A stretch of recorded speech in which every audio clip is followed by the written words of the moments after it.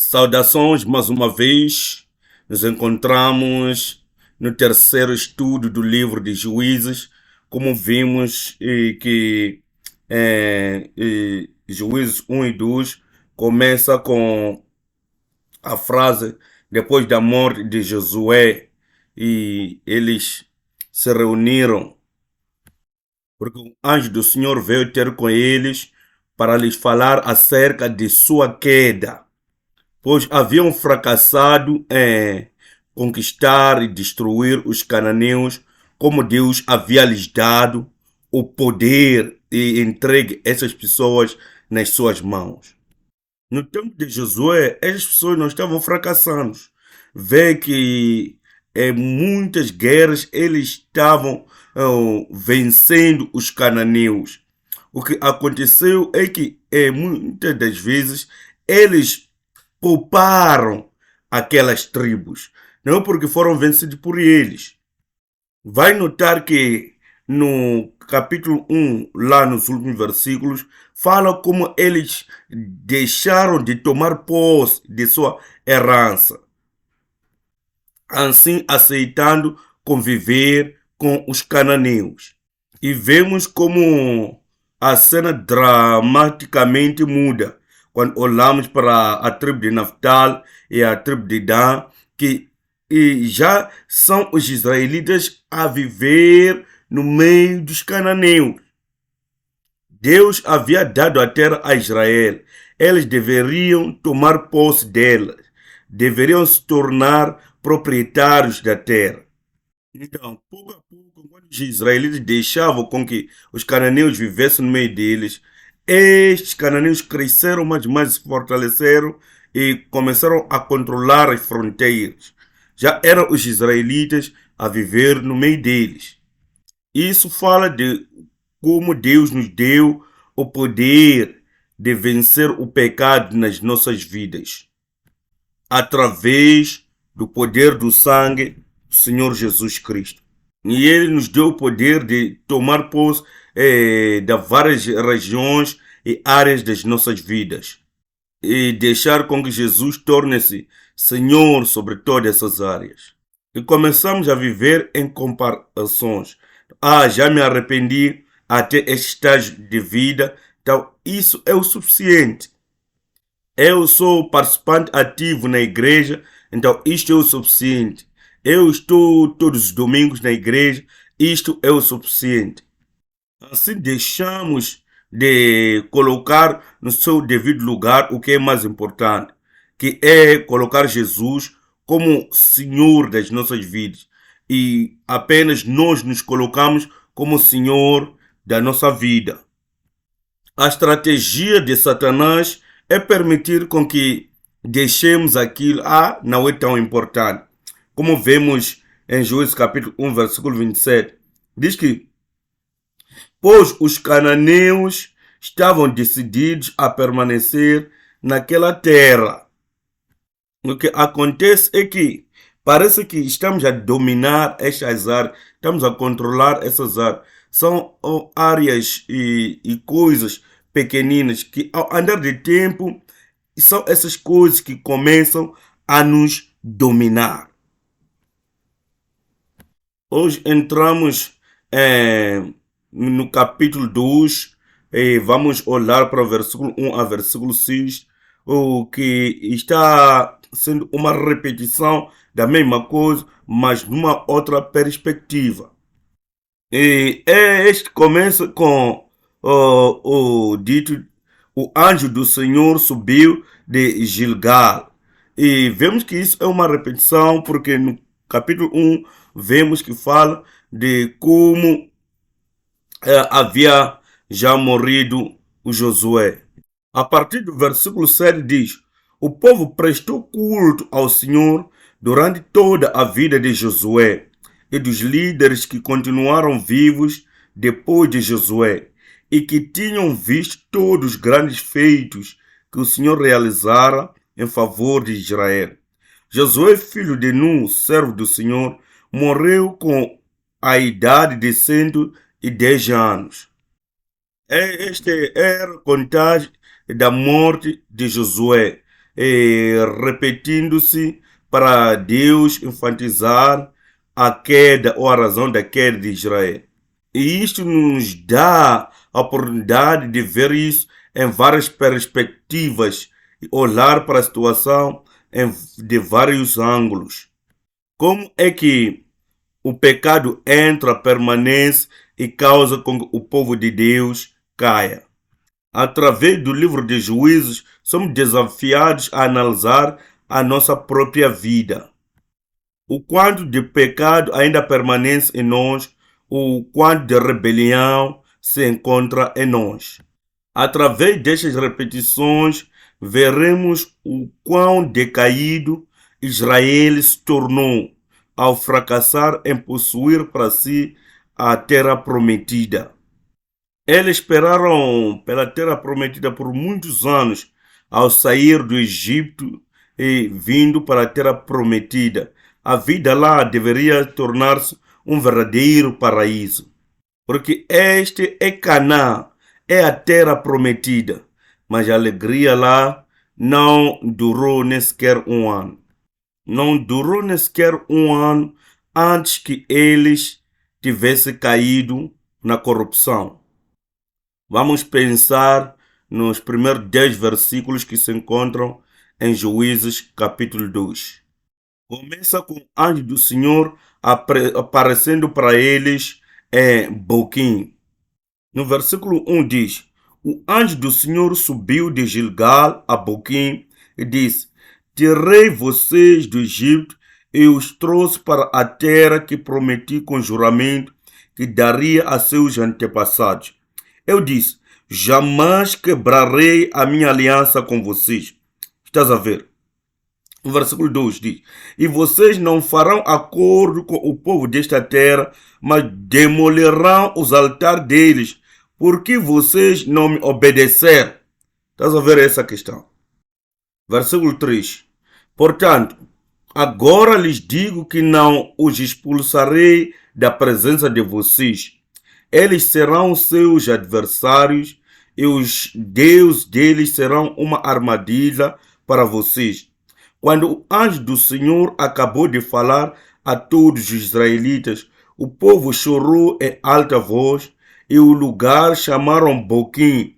Ali ofereceram sacrifícios ao Senhor.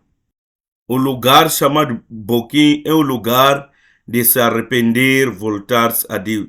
Será que já chegou num ponto em que você viu que fiz algo errado contra Deus e você voltou-se para Deus? Eu pequei contra o Senhor.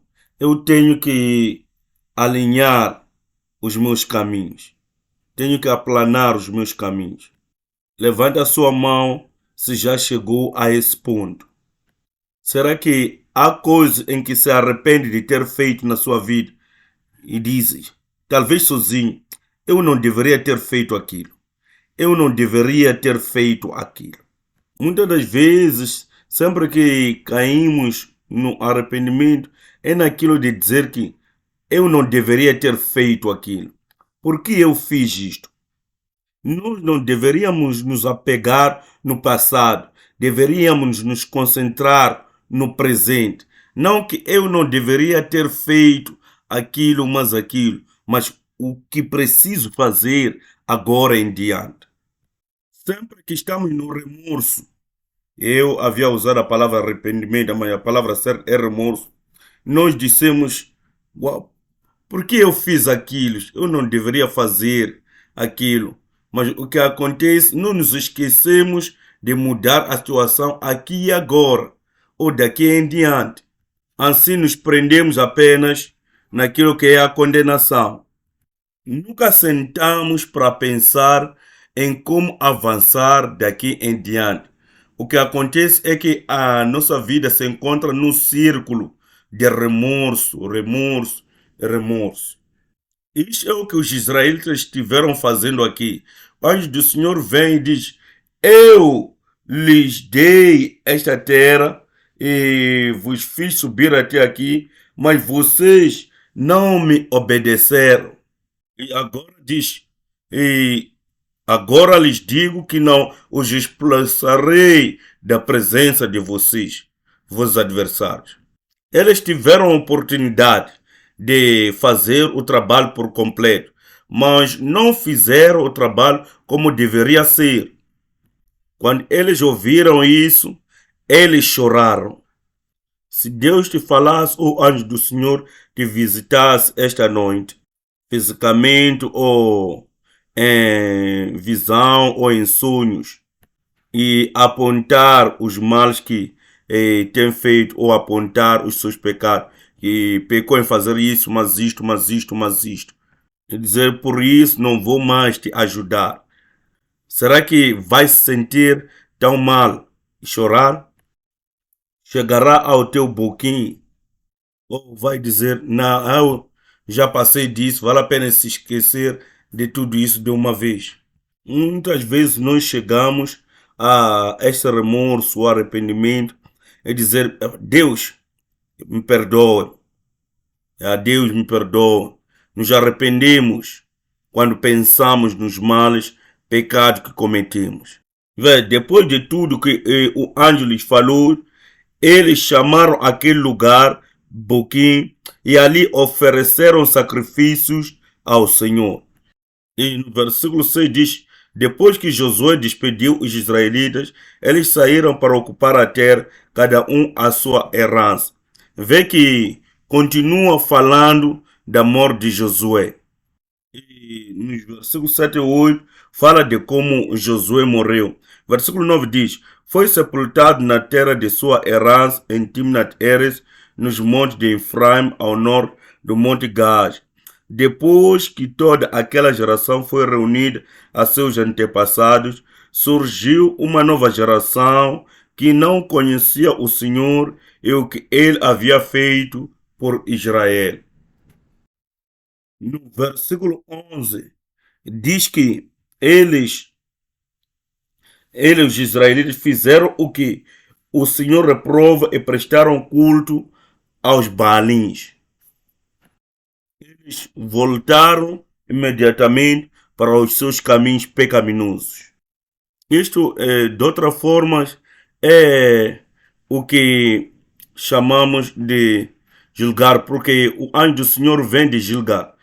E o Gilgal é o lugar onde Deus diz, o anjo do Senhor diz, que os vossos pecados todos foram perdoados. A sua vergonha foi tirada de você.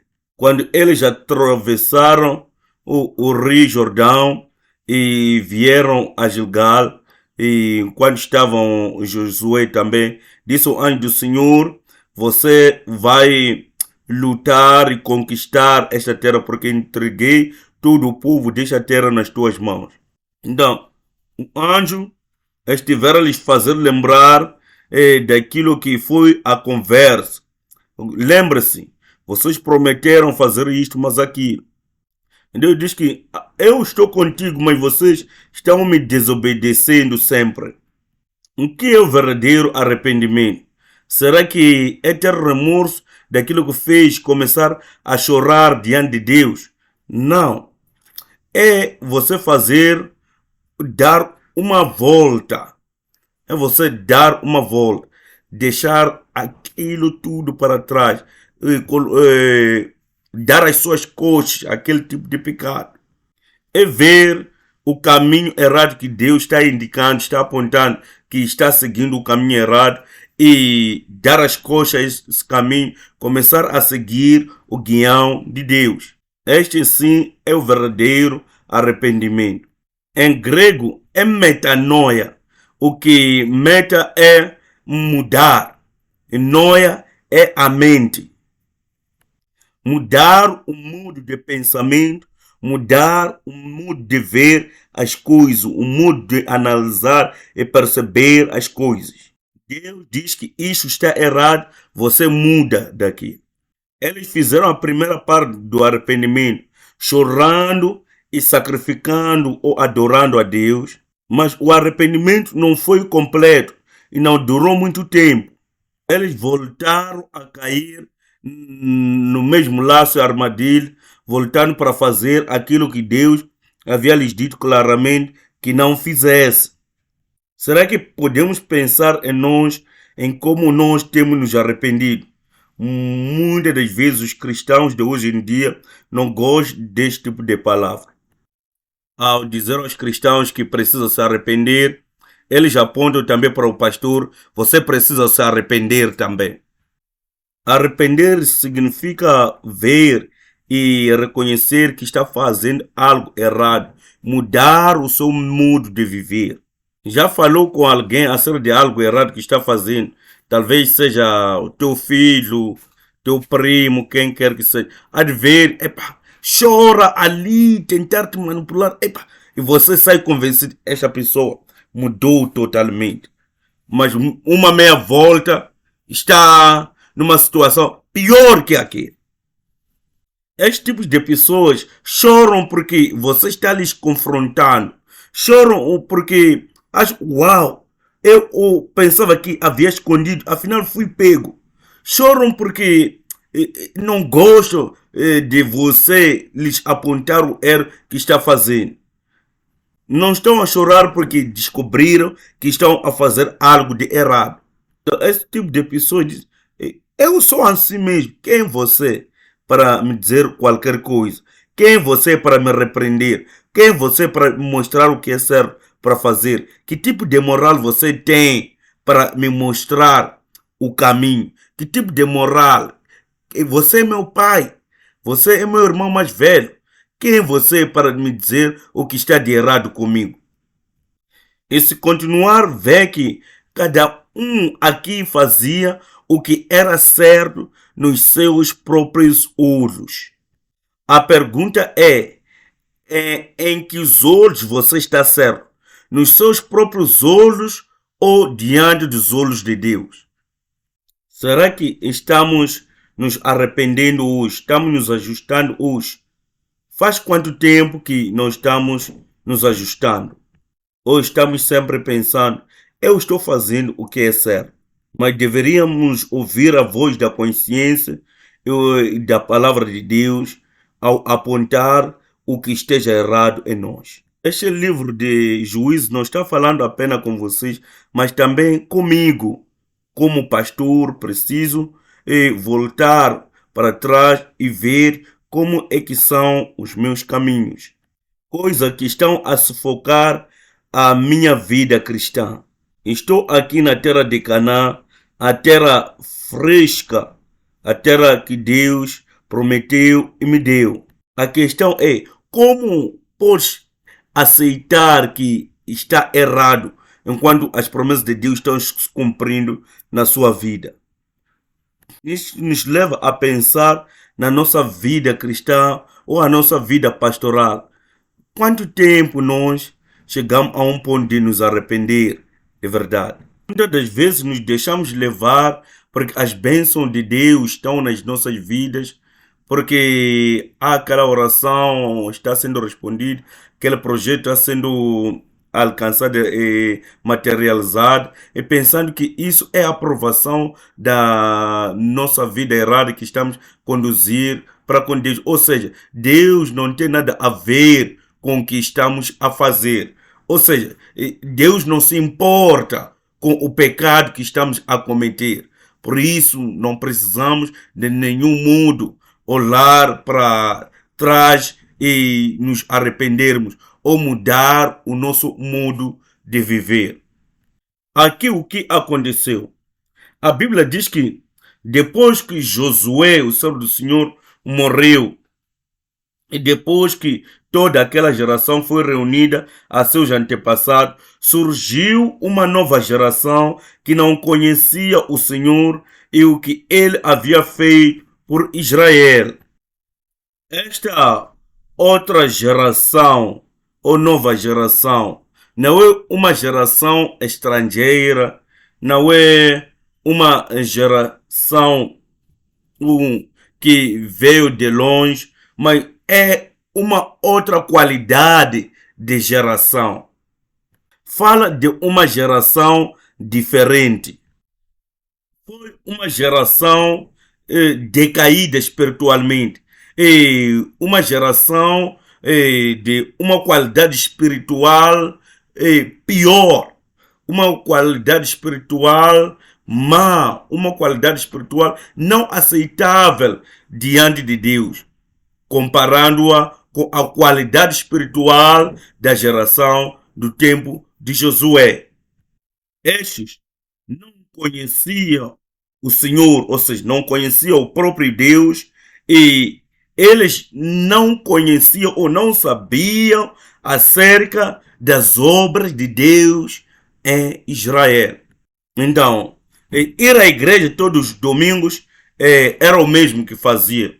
E quando se encontravam com uma situação em que perguntasse qual é a sua religião, eles poderiam escrever: eu sou cristão. Eles tinham pais israelitas, poderiam dizer: nós somos de família cristã.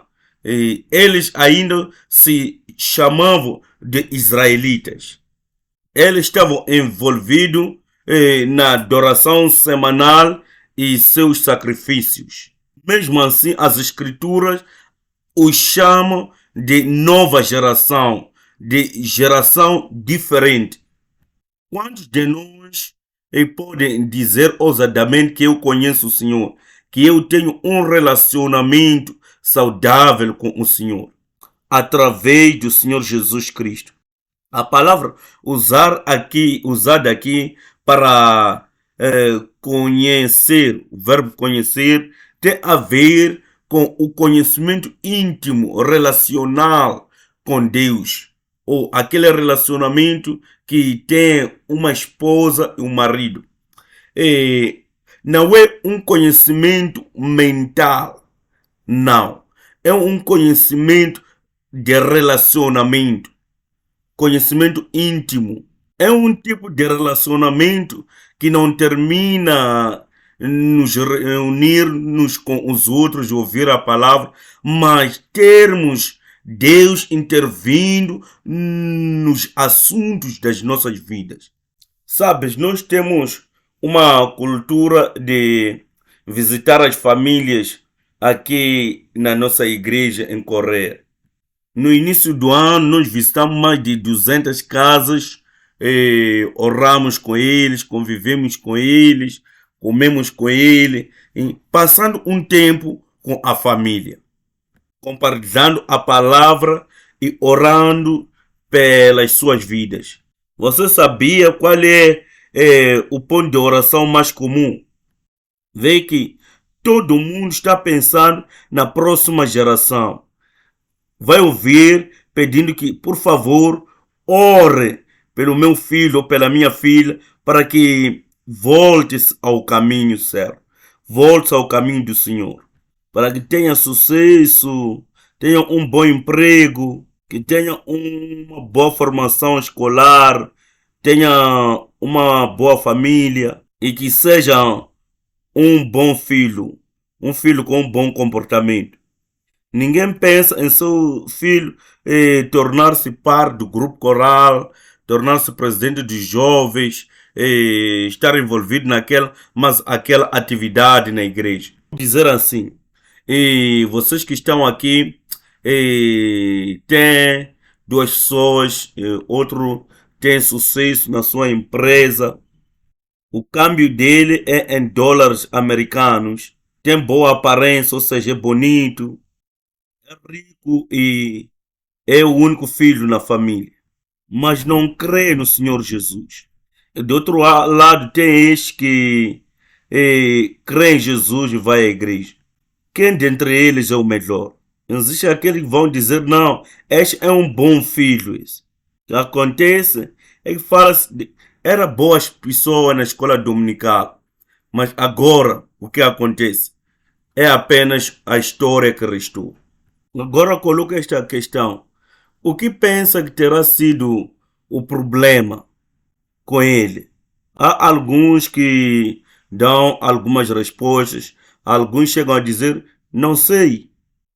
E se me permitisse, eu traria a minha filha, o meu filho, para uma pequena entrevista. E ao falar com esses filhos, há de ouvir que Cristianismo é crer em Jesus, não é isto de ser obrigado a ir à igreja todos os dias. Porque eles nos forçam a ir à igreja, nos forçam a fazer mais aquilo, mais aquilo. Encontra que a realidade tem a ver ou tem raízes na hipocrisia vivida em casa. Essas pessoas são crentes apenas na igreja, mas são outra coisa quando se encontram nas suas próprias casas. E os filhos ficam confusos. Os filhos já não entendem o que acontece, não entendem aquilo que é a realidade. Se nunca sabe ao certo que a vida cristã é um relacionamento com Deus, algo que tem que acontecer regularmente todas as nossas vidas, que não é algo apenas do domingo na igreja. Vê que ninguém é encorajada em casa a ler a Bíblia. Ninguém é encorajada a se comprometer com a leitura das Escrituras. O compromisso é aprender mais a língua estrangeira, se dedicar mais naquele curso, naquele tipo de estudo. A Bíblia é algo sem nenhuma importância. A Bíblia é algo sem nenhuma importância. Ninguém quer encorajar o seu filho a ler a palavra de Deus, mas apenas a conseguir aquilo, mais aquilo, mais aquilo. E nós tendemos a dar importância às coisas que achamos que vão fazer valer a vida dos nossos filhos. E achamos que a palavra de Deus não tem nenhuma valia para lhes dar esse sucesso. Não tem nenhuma valia para lhes dar esta prosperidade. A palavra de Deus não é nada que possa lhes ajudar. E nós incutimos através do nosso encorajamento nos nossos filhos que cristianismo ou a palavra de Deus é algo a mais a trazer. Não conseguimos fazer entender aos nossos filhos que a palavra de Deus é base para as suas próprias vidas. Não conseguimos incutir nos corações dos nossos filhos que a palavra de Deus é algo prioritário. Não conseguimos colocar na vida dos nossos filhos e no coração dos nossos filhos a entender que não há algo mais importante na sua vida. Não há algo que lhes dará mais saúde, mais avanço, mais realização na vida, a não ser a palavra de Deus. É nossa responsabilidade como os pais fazer entender os nossos filhos que a palavra de Deus é o que vai lhes fazer com que se tornem pessoas que alcancem aquilo mais aquilo, cheguem no destino daquilo mais aquilo e alcancem o auge na vida daquilo mais aquilo. Eles dizem que foram os meus pais que me disseram que tenho que me concentrar nos meus estudos. E não é tão importante a igreja agora. Eles me falaram que aprender inglês é mais importante, aprender chinês é o que é mais importante agora. Eles, meus pais, que me falaram que todas essas coisas eram mais importantes do que ir à igreja agora. E nos esquecemos que é esta geração que está subindo e vai subir, crescer, sabendo que o relacionamento com Deus, congregar-se para adorar a Deus, não é tão importante do que fazer mais outras coisas. Vão crescer sabendo que ir à igreja é uma coisa secundária, é para as pessoas que não têm nada a fazer, pessoas que têm muito tempo de reserva. Êxodo capítulo 12, versículo 24 a 27 diz: obedeçam a estas instruções como decreto perpétuo para vocês e para os seus descendentes. Quando entrarem na terra que o Senhor prometeu lhes dar, celebrem essa cerimônia. Quando os seus filhos lhes perguntar o que significa esta cerimônia, respondam-lhes: é o sacrifício da Páscoa ao Senhor que passou sobre as casas dos israelitas no Egito e poupou nossas casas quando matou os egípcios.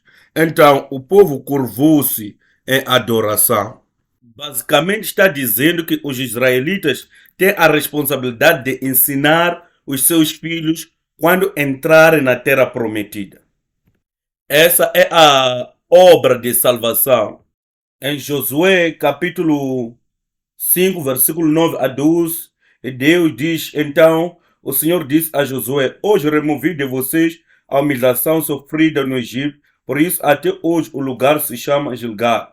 Na tarde do 14º dia do mês, enquanto estavam acampados em Gilgal, na planície de Jericó, os israelitas celebraram a Páscoa. No dia seguinte ao da Páscoa, neste mesmo dia, eles comeram pães sem fermento e grãos de trigo tostados, produtos daquela terra. Um dia depois de comer do produto da terra, maná cessou. Já não havia maná para os israelitas. Naquele mesmo ano, eles comeram do fruto da terra de Canaã. Em Deuteronômios capítulo 6, versículo 4 a 9 diz, ouça, ó Israel, o Senhor, o nosso Deus, é o único Senhor. Ame o Senhor, o seu Deus, de todo o seu coração, de toda a sua alma e de todas as suas forças.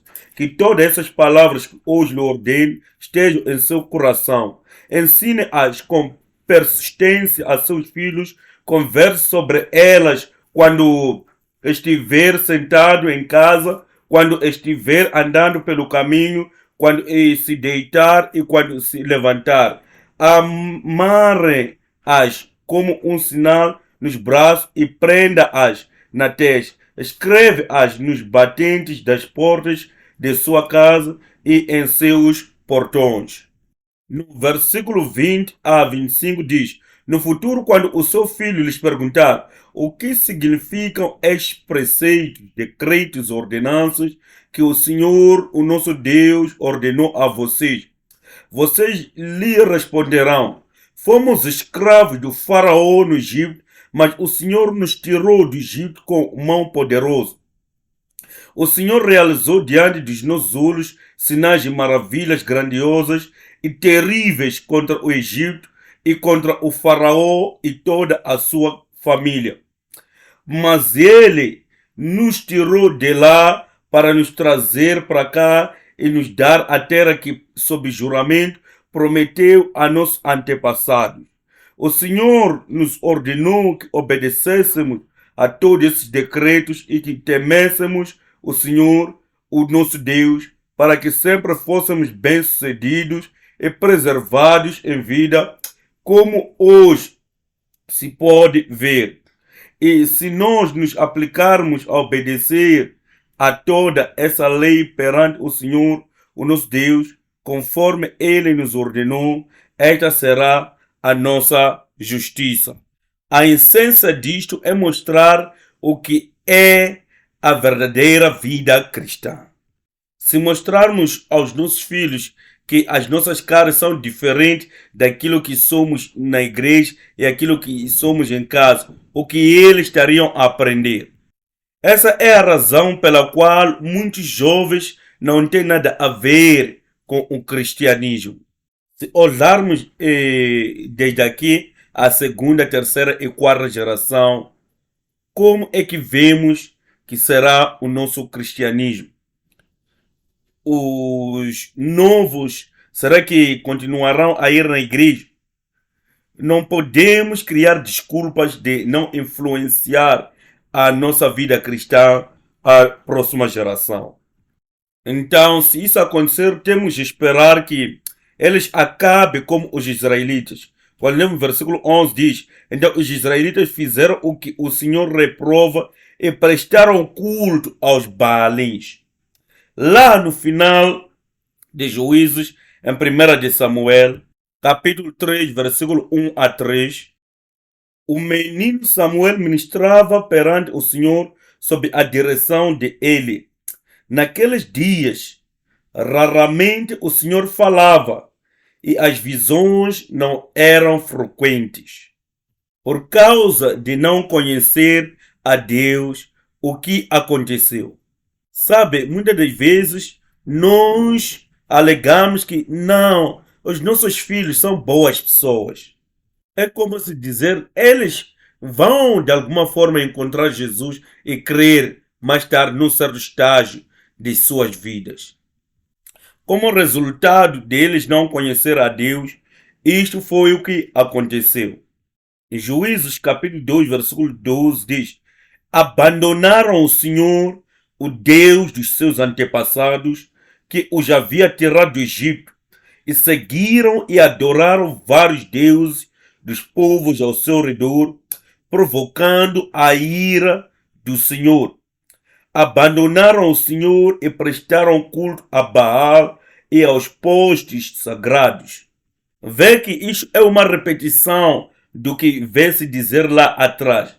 Porque o Senhor havia comandado que os filhos deveriam ser ensinados de como os tirou do Egito e as suas obras que fez. Mas como eles não fizeram isso, qual foi o resultado?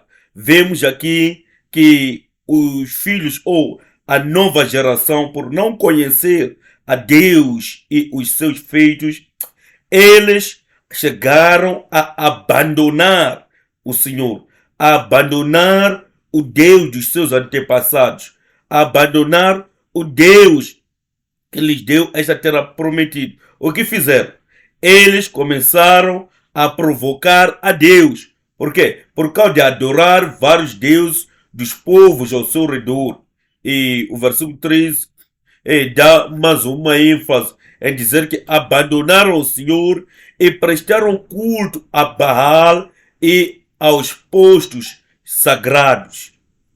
A ênfase de o Deus que lhes tirou da terra do Egito tem a ver com o que eles deveriam estar cientes de, ou o Deus que deveriam conhecer, mas que agora eles já não conheciam. E o que aconteceu como resultado disso? Diz que eh, eles chegaram a abandonar o Senhor, o Deus dos seus antepassados, que os havia tirado do Egito, e seguiram e adoraram vários deuses dos povos ao seu redor, provocando a ira do Senhor. Não é possível permanecermos na verdade de Deus enquanto estarmos inclinados e dando importância a outras coisas fora da verdade da palavra de Deus. Eu não estou falando isso porque os nossos filhos são pessoas más. Não.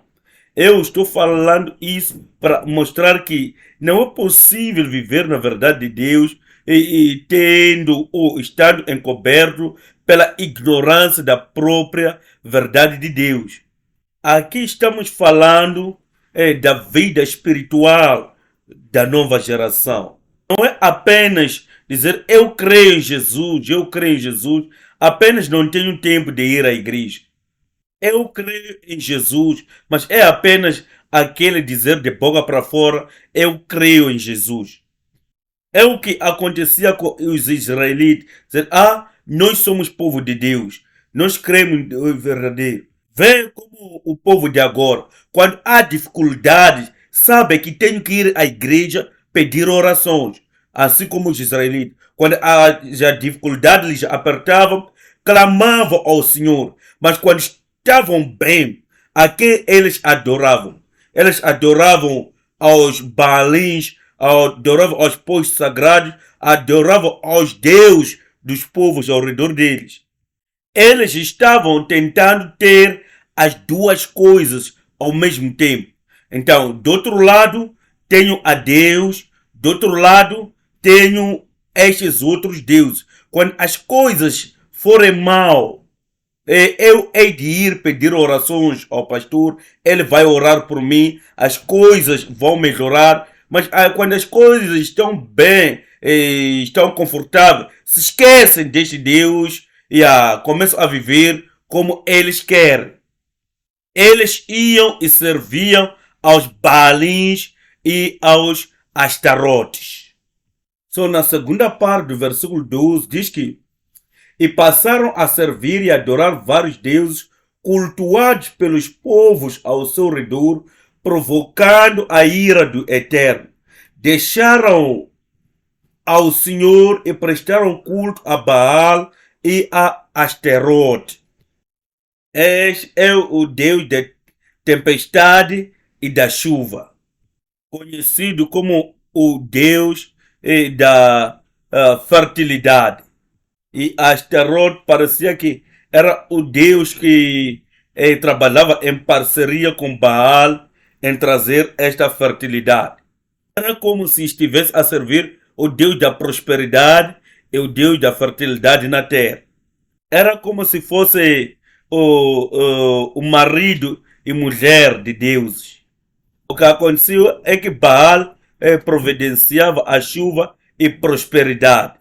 Agora, eles iam ter com Deus quando tivesse dificuldade para lhes ajudar a vencer a dificuldade ou lhes ajudar a vencer os problemas ou guerras em que eles se encontravam.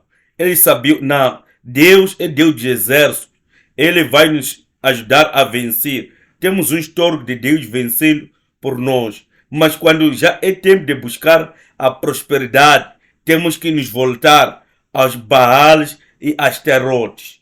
Quando tudo desse certo, para quem os israelitas voltavam para agradecer? Vemos que eles voltavam-se para sacrificar, cultuar, adorar a Baal e a Asterote, oferecendo esses sacrifícios de ações de graça. É o mesmo que as pessoas dessa geração fazem. Elas pedem a Deus para ter emprego, para seus negócios florescerem, para prosperar, mas quando chega o tempo de agradecer, não, fazem uma festa para agradecer aos familiares que lhes encorajaram, para agradecer àquela pessoa, mas aquela pessoa, para agradecer aos pais, até outros sem vergonha chegam a buscar os seus antepassados através de curandeirismo para agradecer, fazem cerimônias de agradecer aos seus antepassados. Lembra, em Deuteronômio capítulo 11, versículo 9 a 12, o Senhor dá esta exortação. E para que possais viver por muito tempo na terra que o Senhor jurou dar aos vossos antepassados e aos descendentes deles, terra onde mana leite e mel. A terra em que estás entrando a fim de tomar posse não é como a terra do Egito, de onde saíste e onde semeavas, eres obrigado a fazer toda a irrigação a pé, como numa horta. Mas a terra na qual logo que atravessares o Jordão entrarei para dela tomar posse, é terra de monte e vales exuberantes, alimentado pelas chuvas do céu. É uma terra pela qual Senhor teu Deus zela com carinho. Os olhos do Senhor estão sempre fixos sobre ela, do início ao fim do ano. De acordo com esta passagem, quem abriu os céus para dar chuva? Quem é o Deus de chuva, prosperidade e fertilidade? De acordo com essa passagem, é o Deus das Escrituras, o Deus, o Criador de todas as coisas, o Deus dos cristãos, o Deus da Bíblia. Mas a estratégia de Satanás é esta: fazer com que não possamos ver que é Deus que está nos abençoar. Como foi ter Satanás com Eva e fazer a ela entender que Deus não queria com que ela e o marido se beneficiassem de algo melhor de Deus e que Deus estava fechado para com eles. Quando ensinamos nossos filhos acerca de como ter sucesso, o que nós queremos que eles sejam? Quais são as nossas expectativas? Quais são os valores que ensinamos aos nossos filhos acerca de se tornar pessoa de sucesso? Deve estudar, deve ter um bom emprego, ter uma família, deve ser uma pessoa comprometida com os estudos, passar bem. E por último, deve ter muito dinheiro. Quando as coisas vão bem, quem é agradecido aqui? Não, as minhas forças. Eu fiz de tudo, me esforcei para ganhar tudo isso. Mas quando as coisas vão mal, não, é Deus que está me punindo. Estamos a pintar a Deus por uma cor preta.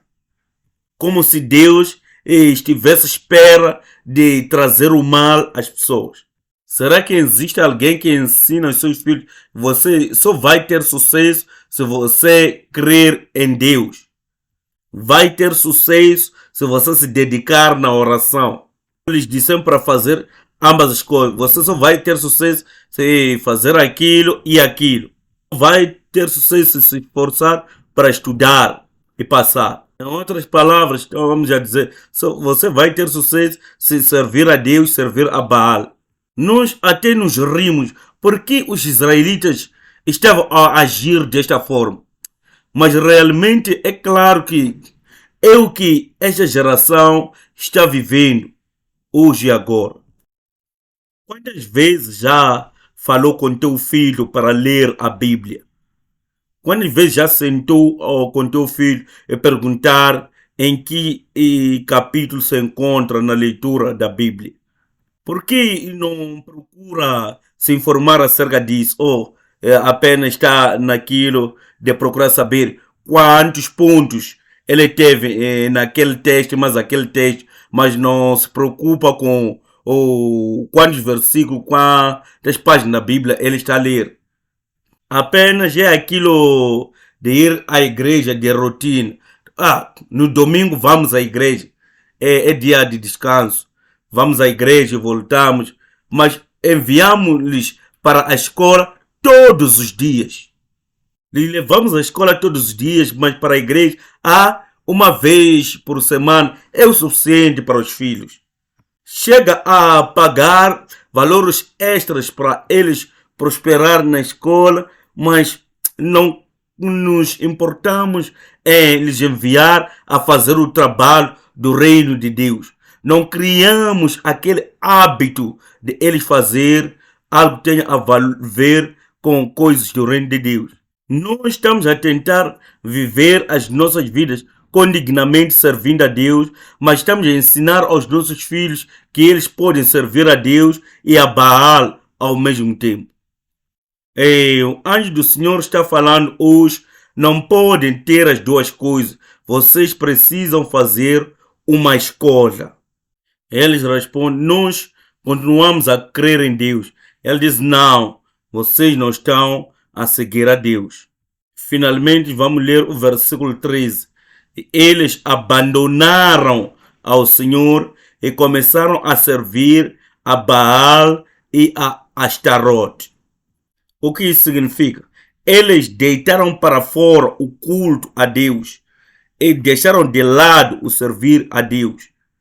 Eles dedicaram-se a servir a Baal e a Astarote. Eles diziam no seu coração, não podemos adorar duas coisas, temos que nos concentrar numa. Então, além de escolher ao Senhor, escolheram Baal e Astarote.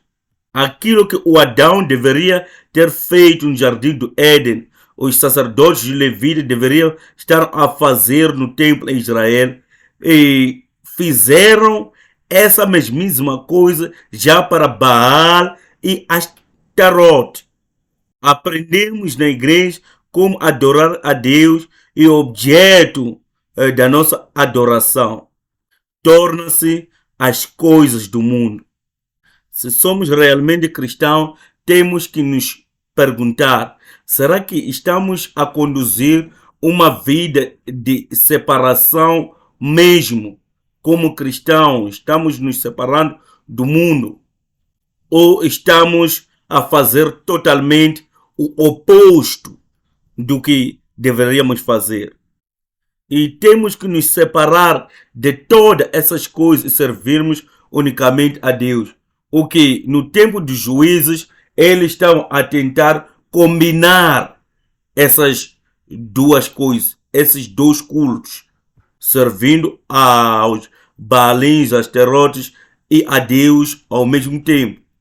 E Deus não pode aceitar esse tipo de adoração dividida. Deve haver uma consagração completa. É tempo de pensarmos em nós, eu e você. Quem é o nosso verdadeiro Deus? Quem realmente é Deus nas nossas vidas? Nós falamos como no tempo dos juízes, nós adoramos a Deus, nós servimos a Deus, nós nos concentramos nos dias de culto, aonde investimos o nosso dinheiro, aonde investimos os nossos bens. Mateus capítulo 6, versículo 22 a versículo 24 é espantoso. E também Mateus capítulo 16, versículo 22, encontra-se que Pedro está repreendendo a Jesus. Jesus estava a falar acerca da sua morte que iria acontecer em Jerusalém. E Pedro está repreendendo. Está repreendendo a quem? As escrituras dizem que Pedro, porém, chamando-o à parte, começou a admoestá-lo, dizendo: Deus seja gracioso contigo, Senhor. De modo algum isso jamais te acontecerá. E virando-se Jesus, repreendeu a Pedro: Para trás de mim, Satanás, tu és uma pedra de tropeço, uma cilada para mim, pois tua atitude não reflete a Deus, mas sim os homens. Conhecemos muito bem esta passagem. Torna-se Satanás quando? Quando você tira a sua mente das coisas de Deus e começa a colocar a sua mente a pensar como os homens. Quando colocamos nossos corações nas coisas dos homens, tornamos-nos Satanás. Estamos a buscar interesses de Satanás quando nos concentramos apenas nos que são ganhos pessoais humanos. Como podemos dizer que somos ainda cristãos quando estamos a colocar Deus como uma sombra, mas na realidade estamos a servir outras coisas? Vamos nos aproximar ao Senhor e procurar saber o que agora podemos fazer para nos restaurar ou voltar ao caminho certo.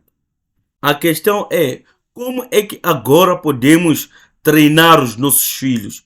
Podemos ensinar os nossos filhos? Podemos encorajar os nossos filhos a ter esse relacionamento vivo com o Senhor Jesus Cristo? Quando eles tiverem para escolher a quem dedicar a sua vida, será que pelo treinamento que estamos a dar, serão capazes de escolher servir ao Senhor Jesus Cristo? Vamos pensar nisto. O que é que tenho feito até aqui? Será que tudo quando investi nos meus filhos será benéfico com relação à sua vida cristã? Vamos meditar sobre esta questão. Se o anjo do Senhor nos perguntasse o que você está fazendo, qual seria a minha resposta? Quais são os meus principais interesses, afinal, na vida? Será que fizemos o suficiente para expulsar a estes cananeus? Será que fizemos isso por causa da obediência ao Senhor? Será que estamos a lutar através da fé para expulsar todos esses gigantes da terra? Ou às vezes pensamos que nós é que pensamos o melhor, achamos o melhor e chegamos ao lugar onde temos que repreender ao próprio Deus, como fez o Pedro. Chegamos a dizer a Deus o qual ele está errado e por que nós estamos certos. Vamos nos aproximar ao Senhor e orar pela geração vindoura.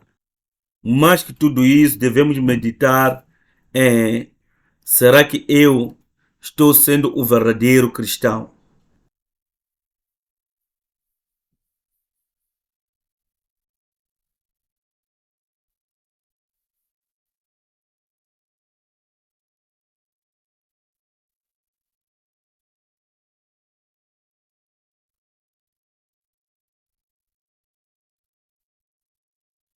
Pai, precisamos do Senhor e queremos te seguir sempre. Às vezes caímos porque nos esquecemos quem somos nós e quem o Senhor é ou fez por nós. Obrigado por enviar este anjo, nos perguntar e nos fazer pensar no que estamos a fazer de errado. Precisamos realinhar a nossa vida cristã, não apenas vindo à igreja para adorar, mas que possamos nos entregar como um sacrifício verdadeiro, não a hipocrisia. não que sejamos as pessoas que buscam os seus próprios interesses. Pedimos, Pai, que na nossa adoração e entrega seremos apenas aqueles que entregam e se dão como o Senhor se agrada. Pai, nós somos tão fracos, somos tão egoístas, mas mesmo assim o Senhor não nos rejeitou. Continua nos chamando de seus filhos, mesmo de todas essas coisas que nós temos feito de errados. Pai, pedimos que ajuda-nos a voltar de novo. Ajuda-nos a virar de novo. Ajuda-nos a tirar o nosso coração das trevas, os nossos olhos das trevas e de toda maldade.